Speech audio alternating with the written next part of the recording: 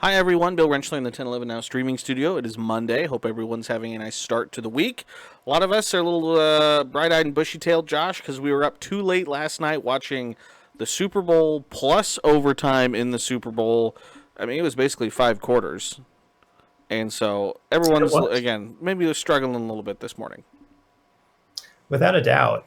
Seldom do you see the entirety of overtime used once you get there. And yeah, pretty incredible that in the past, however many years, we've had a couple of overtime games, and certainly a thriller, particularly for the local crowd, who I'm sure was pulling for the Kansas City Chiefs. And it was the new overtime postseason rules. And I kept wondering because I'm like, wait, there's only like 20 seconds left on the clock. They need to take a timeout, but they would just play a whole second quarter. And so this was all fairly new to me. But then my neighborhood let me know who won after the Chiefs won. There were lots of fireworks. The dogs weren't happy about it.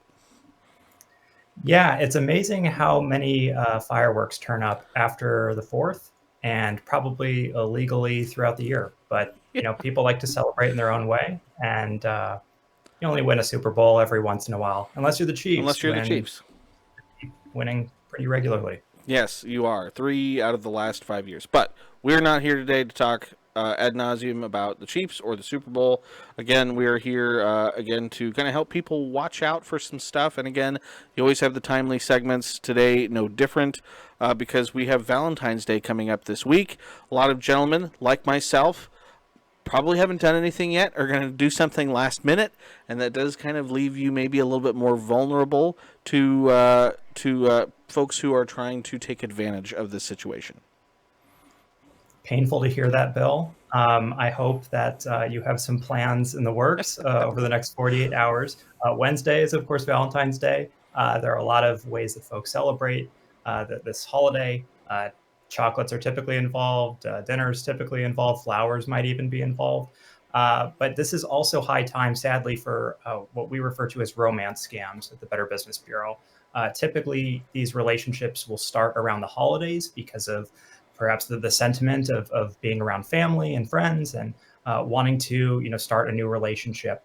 However, many of these relationships ultimately uh, are one-sided affairs where someone is really thinking that they're talking to someone who actually doesn't exist. And we see this a lot throughout the month of February, month of love.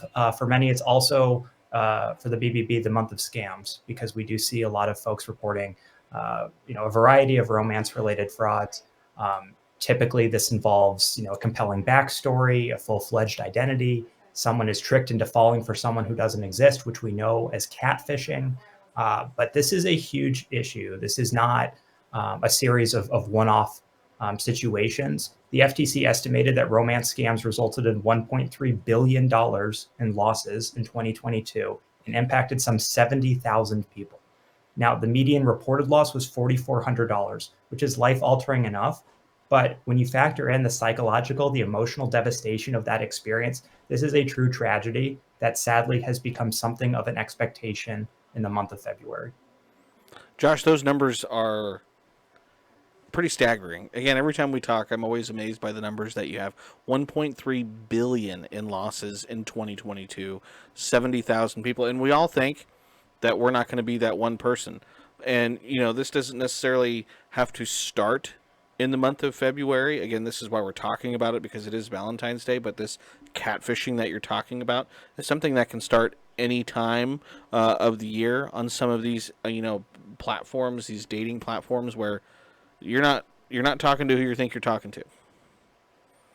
Yeah, and I think one of the red flags that we typically point to is that folks are in a hurry to get off that platform, and they're in a hurry for a reason. Catfishers try very quickly to get folks to move to communicate through email, messenger, or phone. For one, it's a lot more personal of a communication medium, but also by getting off that meeting platform, it's much more difficult, if not impossible, for dating and social media sites to remove those bogus profiles, since the majority of that communication occurs offline. It also limits their ability to create trends, create maps to guide them in terms of preventing these profiles from further devastating their members. None of these platforms want anybody to be speaking to someone who does not exist or to fall for a scam. However, there's very little opportunity to police this activity because so often the scammer is attempting to remove that variable from the equation. So anytime somebody is you're communicating with someone and they want to immediately move to cell phone or email or what have you, that is a red flag to take note of. Yeah, or something like a Snapchat platform or something like that. Mhm. Keep it keep it on the platform that it's intended. Because again, then there are at least some safeguards in place for you. So what are some of the other red flags that folks need to be watching out for with these romance scams? So a standard one is a relationship that's moving too fast. Of course, catfishers don't want to spend any more time than they need to get out of the experience with a huge payday. So they will, of course, typically begin speaking of a future together. They are known to tell people that they love them very quickly. You might hear that line that they've never felt this way before. And while that's what many are after on these platforms, you also want to be realistic about the time it takes to create a relationship and form those bonds and develop a sense of trust with someone another. I talk about this all the time with just about every presentation I give. Trust is the foundation of just about every scam that we've ever monitored. And injecting a little bit of skepticism or a little bit of hesitancy would go a long way, especially in this regard. This isn't just about sentiment either. In some cases, we have heard of victims being lured by the prospect of a quick engagement or wedding in the future. And, it traditionally takes a little bit of time to get to that point. So, if the person you're speaking with is rushing you into feelings you don't have or attempting to place you in situations where that relationship is fully formed in the early goings, that's a really big red flag to take note of as well. Yeah, and again, especially in all of these cases, this is you're kind of working under the assumption that you've not actually met this person, as the kids say, Josh, IRL, in real life. And so, definitely a good tips. Also, I know, if these people are all of a sudden have this horrible sob story or something where they need money, that's also something we need to watch out for as well. Yes, scammers are incredibly skilled at creating stories that generate interest and care and sympathy. We see this in crowdfunding scams all the time. It's never been easier in all of human history to create a fictitious scam from nothing in the interest of a huge payday as it is currently. It takes a handful of minutes to get a profile online or a crowdfunding page or in some cases, a person's identity on a romance related platform. In romance scams, these typically involve stories around medical complications or family emergencies that can only be remedied by a quick donation of funds. Sadly, this is frequently done by impersonating military members who are overseas because, of course, realistically you can't meet these folks in person at the same rate that you can somebody who's right down the road. But presumably you do want to meet this person in question. So once you feel comfortable with that person, of course, make it a point to set up a time to meet them either in person or over a video conference tool such that you can put to bed any concerns that that person is not exactly who they say they are, and you can put a face to the story that you are being sold. And like you said just a second ago, the median loss $4,400 on scams like this. That is a lot of money. It is.